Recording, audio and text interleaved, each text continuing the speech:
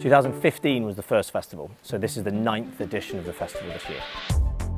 Yeah, so I grew up in Somerset, came to Manchester to go to university. Amazingly, when I got off the train, it was really sunny, which obviously is always the case in Manchester, as I've discovered since. I just had that instant feel and connection that this is where I'm going to go to uni. Settled here now and have a young family and loving life in the Northwest. I studied physics with astrophysics at university, and just the nightlife was mad. I came to university to get drunk for 3 years, really. There aren't many better places to get drunk for 3 years than Manchester. Back when I was a student, it was Canal Street was where all the good nights were. So there was Vodbull on a Monday, so that was a pound of vodka Red Bull. And then Cat Club at Berlin's on a Thursday. My third year at uni, me and a friend of mine started the Girls of Manchester University's calendar, which before things went viral. So it ended up on the front page of the Daily Star, in the Sun, in the Daily Mail, in the Daily Telegraph, because the University of Manchester refused to sell it in the student union shop. We went with that and sort of played the angle of uni band's raunchy calendar. So we then did that again the following year, but we introduced the Boys of Manchester University as well, which sold incredibly well. So graduated in 2003, I then trained to be a teacher. So I was a physics teacher for 5 years. And then while I was teaching, I started doing acting classes in town at Manchester School of Acting. And when that finished after the 2 years, me and the other people on the course decided to make a film ourselves. And then that got into various film festivals. And it was during that process that I sort of discovered film festivals, really, and discovered that there wasn't one in Manchester. Spoke to the guys here at the AMC, as it was then. They were incredibly generous. They gave us 2 screens at the cinema to host the first festival. We got a local marketing company on board who did a lot of PR and marketing for us. It was really, really successful. We had a really great year. 3 days that year, and I think the following year we did 3 days. Then we went to 4 days. Then we went to 9 days, and then this year we're going to be 10 days. So it's just got bigger and bigger and slowly expanded every year. So we open the Friday the 10th of March, we have an opening night film. So this year that's going to be Rye Lane, which is an amazing film, just premiered at Sundance. Young British female director, sort of a rom-com.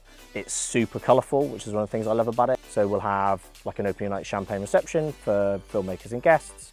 Then we'll have the screening here, and then there'll be a Q&A afterwards with the director and the 2 lead actors. And through to the Friday, we have 2 screens running all day and every evening. Variety of short films, feature films, documentaries. The majority of the filmmakers attend the festival, so we have Q&As after most of the screenings. We have 2 industry days later in the week where we have film talks from producers, directors, screenwriters, sales agents, finance people, in sort of all aspects of filmmaking and marketing, and then we close on the final Sunday with a big awards ceremony celebrating the best of the festival. One of the big things of the festival is networking opportunities. One of the things you learn about filmmakers very quickly is they love talking about their projects and themselves. Come along, chat to them. They're happy to talk to anyone about their film. They want to get their film out there. Talent is super important, but also who you know is super important. So come and network, come and be friendly, come and be that guy or that girl that people want to work with. There's a cinematographer who came in 2018 to the festival just to network, and he's now had about 10 films at the festival that he's worked on. So he made really good friends with a filmmaker from the Southwest, and he's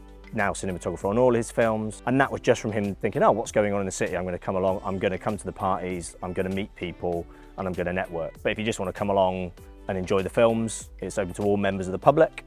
This is one of the strange things we found early on, was the general public didn't realise film festivals were for them. A lot of the time people will email us, go, oh, can I buy a ticket? I'm just Joe Bloggs. And you're like, yeah, no, tickets are available for absolutely anybody. So everything's sold specifically through the Manchester Film Festival website. Been really surprised at how the sort of calibre of talent we've had come to the festival off their own back to come and promote their films. So we had Shia LaBeouf come one year. He just had a short documentary that he was in with his art project he does, but he flew himself over from the States. When I arrived, he was playing the skiing machine downstairs when they used to have arcade machines. Same year we had Jonathan Rhys-Meyers as well and Jane Horrocks. And then we had Simon Pegg come in 2020. He was super lovely, no pretense, came just wanting to support his film. Back in, I think 2018, I started a Northwest Shorts section.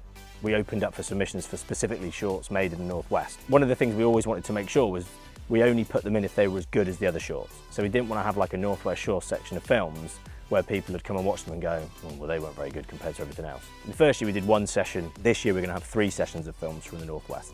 So I think there's over 20 films we're showing from the Northwest this year. So I've definitely seen a huge growth in the talent that there is in the city, the quality of the films that get made here.